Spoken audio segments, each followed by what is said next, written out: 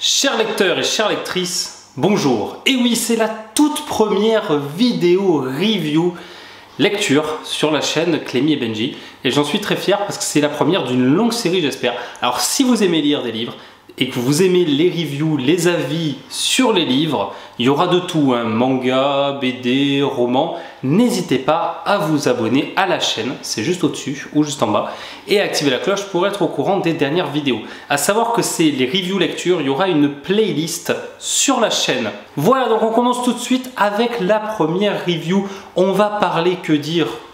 Il fallait prendre un banger pour cette première review. Il s'agit du livre, que dis-je, du roman Nos étoiles contraires de John Green, qui est là, voilà, vous le voyez en couverture. Alors, je vais vous expliquer un peu comment ça va se passer pour ces reviews lecture. Ça va se passer de 4 manières différentes.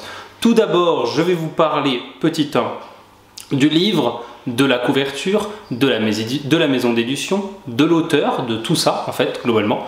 En deuxième partie, je vais vous parler, cette fois-ci, de la 4e de couverture avec le résumé que vous pouvez trouver sur le livre. Ensuite, en 3e partie, je vous ferai un petit résumé Wikipédia globalement, hein.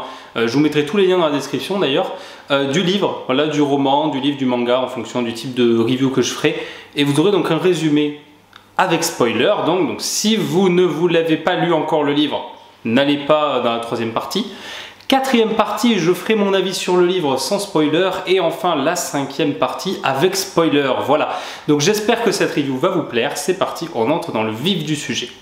Première partie, le livre en lui-même. Alors, donc le livre en lui-même, on va en parler tout de suite. Alors moi, j'ai pris personnellement cette couverture que je vous ai montrée.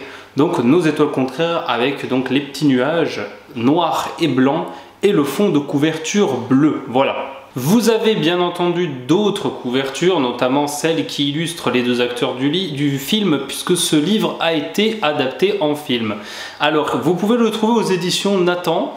Donc, alors, que dire sur ce livre, globalement? On est sur un livre très poignant, parlant des thèmes de la maladie, d'une romance entre deux adolescents, mais c'est vraiment pas le livre que vous allez lire dans le thème du young adulte classique. Puisqu'il y a quand même un thème très poignant, sans trop spoiler, il s'agit du cancer et de la maladie. Alors moi j'aime beaucoup les livres comme ça, très poignants, et c'est vraiment ce qui fait que c'est un banger, et que j'ai appelé ça vraiment le titre de la vidéo, parce que c'est un de mes romans préférés, et quoi de mieux donc que commencer avec ce roman pour les reviews lecture. Alors donc vous avez un livre qui se passe donc de manière très bien, les chapitres chez Nathan c'est très lisible, le livre ne paraît pas très long, les chapitres ne sont pas très longs, et la lecture est simple. On n'est pas dans les pavés à la Hunger Games ou à la Game of Thrones qui sont très compliqués à lire. La lecture est simple, elle est agréable, et c'est par exemple un livre que vous pouvez très bien lire dans le train, sur la plage, il n'y a aucun souci. Ça se lit très bien, voilà. Alors ensuite, l'auteur, qu'est-ce qu'on peut dire de John Green? Eh bien, c'est un auteur qui a écrit plusieurs livres, dont ce best-seller, qui est Nos étoiles contraires, qui est vraiment le roman le plus connu de l'auteur. Alors, John Green, il est américain. Il est au potentiel intellectuel, il est très intelligent. On le voit d'ailleurs que son cerveau fait énormément de choses. C'est mon cas aussi, donc je l'ai très facilement deviné. Notamment, j'ai lu son dernier roman, Bienvenue dans l'Anthropocène, qui est un essai où il raconte énormément de choses. Vous avez également Qui es-tu Alaska, vous avez aussi d'autres bouquins comme Le Théorème des Catherine. Il y en a avec Margot aussi, voilà, il y a plein de romans, il y en a 7 ou 8, mais ici on va parler de Nos étoiles contraires. Passons maintenant à la 2e partie, le résumé. Alors le résumé, bien sûr, pas simple résumé, mais résumé commenté. Alors c'est parti, donc j'ai le résumé sur le téléphone, donc voilà, si je n'ai pas l'œil devant la caméra, c'est que je suis en train de lire, je n'ai pas de prompteur comme à la télévision. Alors donc le résumé que vous pouvez retrouver derrière le livre, il y a écrit ceci, donc entre rire et larmes, le destin bouleversant de deux amoureux de la vie. Hazel, alors Hazel c'est un personnage féminin, donc voilà, c'est une jeune fille, 16 ans, est atteinte d'un cancer. Son dernier traitement semble avoir arrêté l'évolution de la maladie, mais elle se sait condamnée. Bien qu'elle s'y ennuie passablement, elle intègre un groupe de soutien fréquenté par d'autres jeunes malades. C'est là qu'elle rencontre Augustus, un garçon en rémission qui partage son humour et son goût de la littérature. Entre les deux adolescents, l'attirance est immédiate. Et malgré les réticences d'Hazel, qui a peur de s'impliquer dans une relation dont le temps est compté, leur histoire d'amour commence, les entraînant vite dans un projet un peu fou, ambitieux, drôle et surtout pleine de vie. Voilà, donc c'est ce que vous pouvez lire derrière, au dos du roman, voilà, globalement. Donc vous avez compris qu'on est quand même sur du young adulte, mais dark, vous voyez, avec quand même la présence du thème de la mort, du cancer, de la maladie. Voilà, c'est quand même quelque chose de très très fort et je vous le cache pas, c'est assez déroutant comme histoire. Mais moi j'ai beaucoup aimé, mais pour ça, pour la vie, il faudra revenir juste après le résumé complet, qui est donc la troisième partie. Le résumé complet du livre. L'histoire se déroule à Indianapolis. Hazel Grace Lancaster est une jeune fille de 16 ans atteinte du cancer de la thyroïde. Et oui, l'histoire se déroule à Indianapolis. Et pour la petite anecdote, il faut savoir que je ne sais plus si John Green est né à Indianapolis, mais en tout cas, il vit là-bas, il a sa maison, et il nous l'a raconté. Il y a d'ailleurs un café à Indianapolis où il aime beaucoup écrire ses romans. Et ce café, vous pouvez le trouver dans le roman Flocon d'amour. Et oui, c'est ce café. Bien qu'elle s'y ennuie énormément, sa mère la force à fréquenter un groupe de soutien animé par Patrick. Un jour, lors d'une réunion du groupe, elle fait la connaissance d'Augustus Waters, un jeune de 17 ans. Il est là pour soutenir son ami Isaac, qui est aussi l'ami de Hazel, un garçon blond aveugle. Après la réunion, il invite Hazel à venir voir un film chez lui. Eh ouais, il lui invite à voir un film chez lui. On est classiquement dans le date Netflix and chill, vous l'aurez compris. Le courant passe très bien entre les deux ados, et à la fin de la soirée, ils décident de lire le livre préféré de l'autre. Hazel recommande Une impériale affliction de Peter Van Houten. Et oui, ils vont tous les deux lire un livre pendant que nous, on est en train de lire un livre. On est clairement dans une petite mise en abîme romanesque, mais c'est très très sympa, justement, le style est très cool. Le soir même, Augustus envoie un mail à l'assistant de Peter Van Houten qui réussit à persuader son patron de répondre à l'email qu'Augustus a écrit. Peter Van Houten répond et leur dit qu'il ne peut répondre à leurs préoccupations qu'en personne à Amsterdam. Augustus choisit d'utiliser son unique vœu en tant qu'enfant cancéreux pour aller à Amsterdam avec Hazel.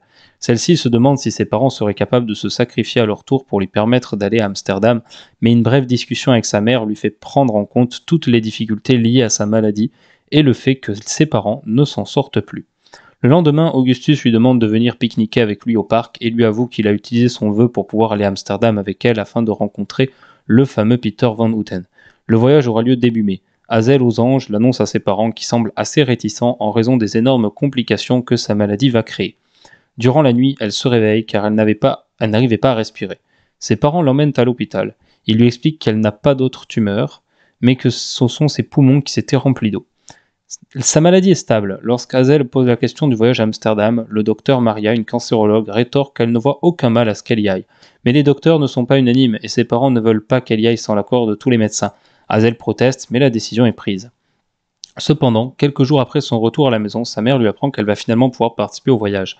Le docteur Maria, jugeant son état de santé stable, folle de joie, Hazel contacte Augustus. Vous comprenez donc bien qu'on a deux adolescents qui vont donc, mineurs je précise, se rendre à Amsterdam. Donc non pas pour des fins récréatives, mais on est clairement dans le fait de vouloir rencontrer un auteur. Et c'est très sympa parce que c'est un peu le rêve de tout le monde. On voit des gens qui vont rencontrer un auteur alors que nous-mêmes, on n'a pas rencontré John Green. Mais c'est marrant et en même temps, force à eux parce que ils sont pas, voilà, ils ont une maladie et voilà, c'est très très poignant dans le roman et moi j'ai beaucoup aimé ce passage du préparatif du voyage et vous allez voir le voyage tout de suite. Arrivé à Amsterdam, Hazel s'émerveille devant leur hôtel qui est sublime et, le soir venu, sort dîner avec Augustus à l'Orannier. Augustus lui avoue alors qu'il est amoureux d'elle. Le lendemain, il s'apprête à aller rencontrer Peter Van Houten. S'attendant à voir un vrai génie, Hazel est déçue de constater que son auteur préféré n'est pas celui qu'elle croit. Il refuse de répondre à ses questions. En colère et pleine de désillusion, Hazel quitte en trombe la maison de Van Houten avec Augustus. Ils vont finalement à la maison d'Anne Frank. Elle embrasse alors Augustus sous le regard de personnes qui les félicitent. Le lendemain, la veille de son départ, Augustus confie à Hazel qu'il a développé des métastases. Hazel fond en larmes. Hazel voit avec horreur l'état de son petit ami se dégrader de jour en jour. Elle se rend compte que le cas d'Augustus est désespéré et que ses jours sont comptés. Augustus Waters meurt 8 jours après ses funérailles. Et oui, vous l'aurez compris, dans ce roman, il y a un plot twist de malade qui n'est nul autre que c'est Augustus qui va mourir dans le roman. Et oui, voilà, c'est assez incroyable parce qu'on s'y attendait pas, c'était le plus énergique des deux, comme quoi il ne faut pas se fier aux apparences. Moi personnellement, ce passage m'a énormément mis une claque et je m'y attendais juste pas en fait. Il voulait assister à son enterrement et corriger ses œuvres funèbres. 2 semaines après les funérailles d'Augustus, Hazel rend visite à Isaac. Ce dernier l'informe qu'Augustus avait écrit quelque chose à l'intention de la jeune fille. Il explique qu'il s'agit de la suite improvisée du roman Une impériale affliction que le garçon lui avait promise et que c'était aussi en quelque sorte une lettre qu'il voulait réciter le jour des funérailles d'Hazel. Elle va lire la lettre. Dans cette dernière, il écrit à quel point ses sentiments sont forts pour elle. Il achève ses confessions en prétextant qu'il aimait ses choix, certain qu'il voulait que ce soit Hazel qui le blesse et personne d'autre, et qu'il espérait qu'elle aimait les siens aussi. Et Hazel déclare qu'elle aime ses décisions. Mon avis sans spoiler. Voilà, donc la 3e partie est terminée et je ne vous cache pas que c'est très compliqué pour moi de donner un avis sans spoiler tellement le roman est fort, intense en termes d'émotion. Voilà, donc sans entrer dans les détails, je dirais qu'on a vraiment des personnages très attachants qui à la fois apportent énormément d'empathie en fait de par leur maladie, de par ce qui leur arrive, de par leur voyage, de par leur périple. C'est juste incroyable, l'histoire est incroyable, le roman se dévore, n'hésitez pas à le lire, c'est un banger. Vraiment un banger au niveau de la narration, au niveau de la structure, au niveau du scénario, au niveau des interactions entre les personnages. Il y a de l'humour malgré une histoire tragique, voilà, une histoire d'amour tragique. Même si on n'est pas non plus dans du Roméo et Juliette, on n'y est pas loin à la moderne. C'est vraiment un roman que je conseille, c'est un banger. Voilà, maintenant on va passer à l'analyse avec spoiler, parce que sinon c'est compliqué de ne pas rentrer dans les détails. Donc si vous n'avez pas encore lu le livre, je vous invite à vous arrêter là. Et bien sûr, vous avez skip la partie 3, je l'espère pour vous. Mon avis avec spoiler. Voilà, donc on se retrouve sur la partie maintenant avec spoiler. Bon, ça a déjà été quasiment tout dit dans la partie 3, mais je voulais revenir sur certaines choses. Moi, le voyage à Amsterdam, je l'ai trouvé très touchant. Les deux personnages sont très attachants, ils commencent à se rapprocher. Et boum, c'est au moment, juste après, au niveau du retour, il y a Augustus, qui meurt tout simplement, hein, voilà. C'est quand même très très triste. On s'attache au personnage, il a une joie de vivre énorme malgré sa maladie. Et c'est souvent comme ça pour les personnes qui ont un handicap ou une maladie. Et vraiment, force à eux, je ne sais pas comment ça s'est passé au niveau de John Green, s'il a eu un proche qui a eu ça. Mais la façon dont il le décrit, on a vraiment l'impression qu'il est dans le truc et qu'il l'a vécu.